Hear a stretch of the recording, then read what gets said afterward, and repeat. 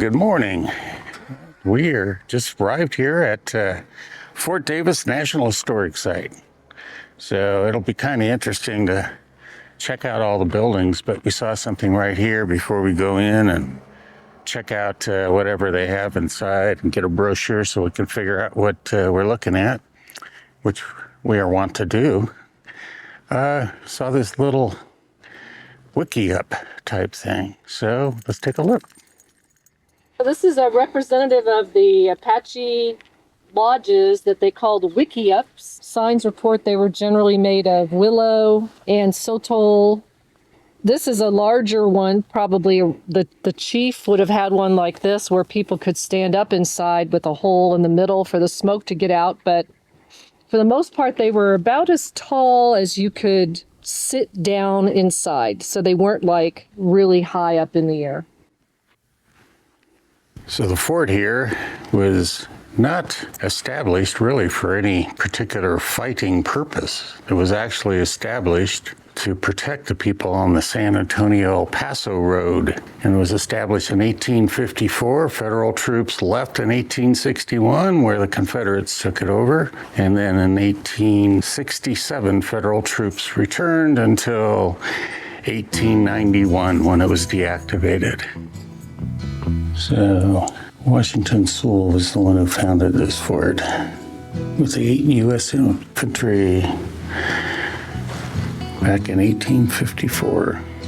Of course, you're always welcome to slow these down so you can read.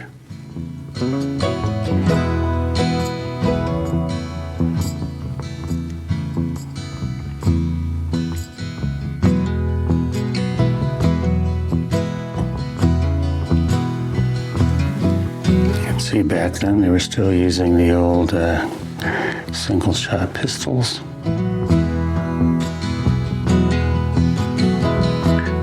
Kiowa. I knew the Apaches and Comanches were in this area, but apparently the Kiowa as well. So I talked about the Seminole African Scouts, or the Black Seminole Scouts, brought here to help with the Indian Wars. Especially, I've always heard about the Apache and the Comanche. I didn't hear a lot about the Kiowa. Well, that's pretty cool. It's a horse blanket. Apache moccasins. You'd think they'd have to have some pretty stout footwear with all the stickery things around here. That's a Apache mescal bean necklace. So I guess we're in Chihuahuan Desert here, and this would be the javelina.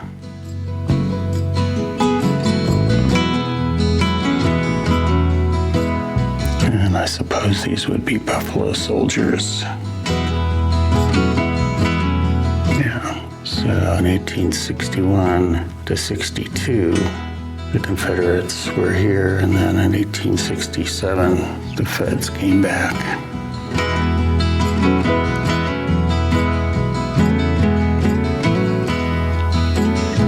Okay, so they did have an 1851 Navy Colt here. I was surprised that they didn't show it earlier.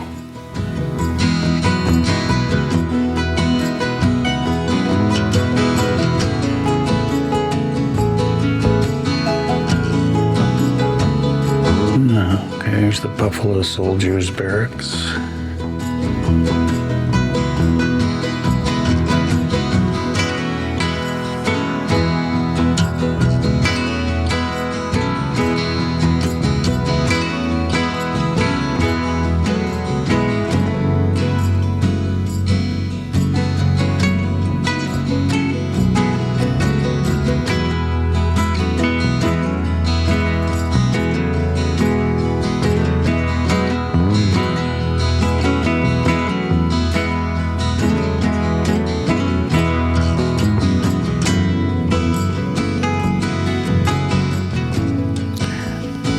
I always thought these helmets were really bizarre. Not sure it really shows here what year those are from. Maybe 1860s. It's hard to believe, isn't it? Looking at the brochure, and it This talks about Second Lieutenant Henry Flipper of the 10th U.S. Cavalry was the first black graduate of West Point and was at Fort Davis from 80 to 81. And he ended up getting An honorable discharge. dishonorably discharged. They accused him of embezzling, which apparently I don't think he did. So. And then he was honorably given posthumously given an honorable discharge. Always blame the poor guy. Okay. Now to tour the fort. All right, well, we're going to go into an enlisted men's barracks here. So let me turn the camera around and we'll take a look. I don't think this was much of a barracks. Barracks part must be down further. Interesting way the gun is held there with a strap around and it's on the saddle ring on the side of the rifle. Interesting. All right, so here we have a small cannon. Let's see if it says what it is. It's a 12-pound mountain howitzer. All right, I think we saw the 8-pound mountain howitzer back at Fort Laramie. Oh, yes. And here it is. The infamous Gatling gun from 1866 and .45 caliber.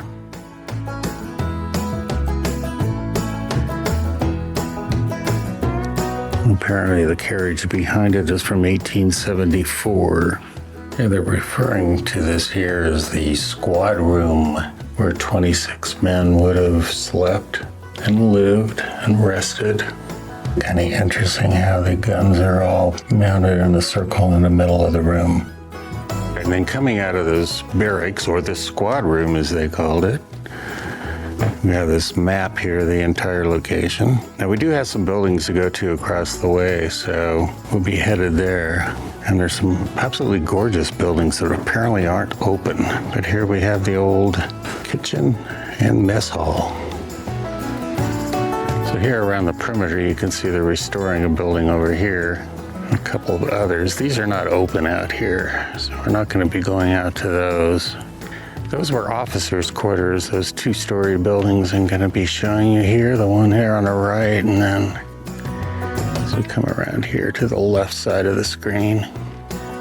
So they have 4 lieutenants living in those, each of those buildings.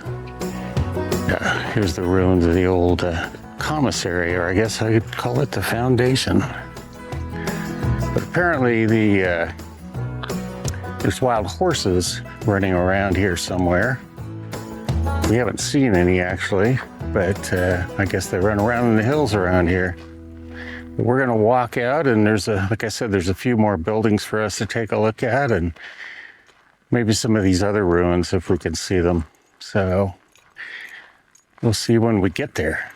Okay, just another view here of the restoration project.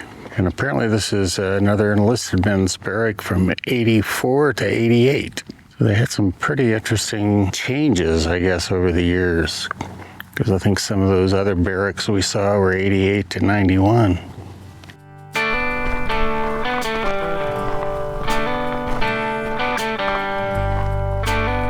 Okay, and here we have the commissary from 1883 to 1891.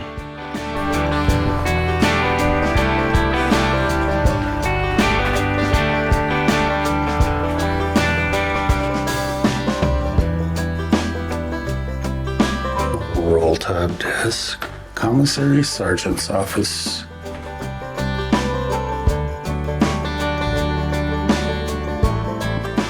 Hey, puppers. In later years, as delivery and mail services improved, officers and their wives could ask relatives and friends back east to send various items that were hard to find on the frontier. Dear me, I shall be so glad when the supplies come. I'm crazy for some apples. You'll probably have to prepay the freight, and then if you will write me what your expenses in the matter were, I'll refund it. We shall enjoy them so. November 3rd, 1890. These are interesting. People in different ranks, how they describe the food. I'm going to listen to the colonel now. If there be officers or enlisted men in the army who like pickled pork well enough to eat it when they can obtain other food, they will have to be found elsewhere than at Fort Davis, Texas. Well, Pickled pork. That doesn't even sound good, does it? Listen to the sergeant. For breakfast, we had beef hash, dry sliced bread and coffee. For dinner, sliced beef, dry bread and coffee. For supper, coffee straight, just dry bread and coffee. The food was very poor. So the mountains around this fort are just absolutely gorgeous. I'm just kind of showing you the rim rock here. It's either to be a great protection or a great disadvantage. So here we have the old post headquarters, what's left of it. In the background there, the lieutenant's quarters. And what do we have here? What is the post chapel? School room, library, Friday night ballroom. They held Lieutenant Flipper's court-martial in here, so it acted a lot like a community center. So they have a picture of it here. Give you a shot of what it looked like back in the day. All right, so here we are, kind of close up to one of the officers' quarters. So 4 lieutenants would live in these. And if you haven't noticed, the construction here is primarily rock foundations and then adobe brick construction. These are exposed. Of course, the adobe in the day would have been covered as some of the buildings we'll see in a minute.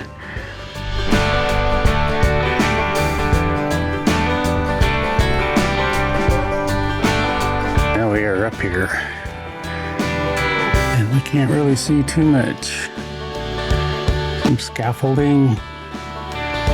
That'll be kind of cool when they fix it. You can see the plaster in that room in there. The interior adobe walls as well.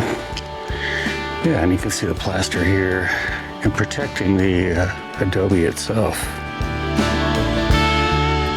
All right, so that was the officers' quarters for what we can see. I do know that the commandant's office is open, so, or home, I mean, is open. So we should be going to see that pretty soon.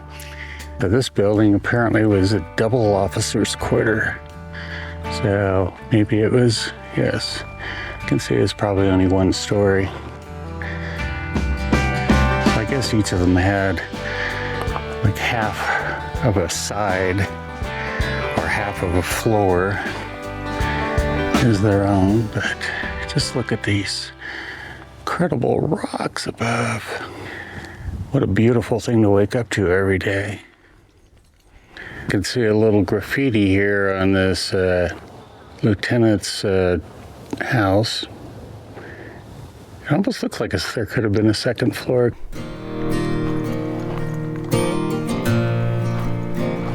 Well, we did go ahead and walk out to the 2nd officer's quarters. I don't know why. I guess because it's here. Maybe they're doing a little restoration here as well. All right, and then over here, this was the married soldiers' quarters now. Wouldn't have been a bad little size for post housing. Maybe have 2 or 3 rooms probably in there. Kitchen and eating area and a bedroom. All right, so now we are going to head down what they're calling Officers Row here. We have a few places we can go into. I guess a couple of them are actually furnished. The first building we're going to be going into here is the restored kitchen and the servants' quarters. So back here behind the row, the officers' row, of course. All right, so here we are, the officers' kitchen and servants' quarters. You can take a look at that if you'd like. Stop it. Well, I guess they aren't going to let us in, though. I thought it was interesting that they mentioned that some of the enlisted men were paid by the officers to do chores for them. And they're called strikers. Very interesting. Way around. Carol said there's an open doorway around here. 1872 to 1891. Okay, this is going to be a lot like, what was it, Fort Laramie, where everything's behind glass, which is always fun. Servants' quarters here. I doubt an enlisted man would be allowed to take one of these quarters over a barracks, though. I don't know if you'll be able to read that or not with all the glare. Yeah, and I think, it makes a note here about if the kitchen caught fire, it saved the house. And that was something I'd mentioned a few of the other forts we had gone to that I'd often go out looking for the kitchen around the backside. Very common.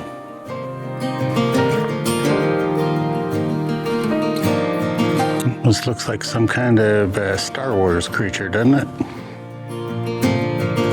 We're just waiting for the bugle.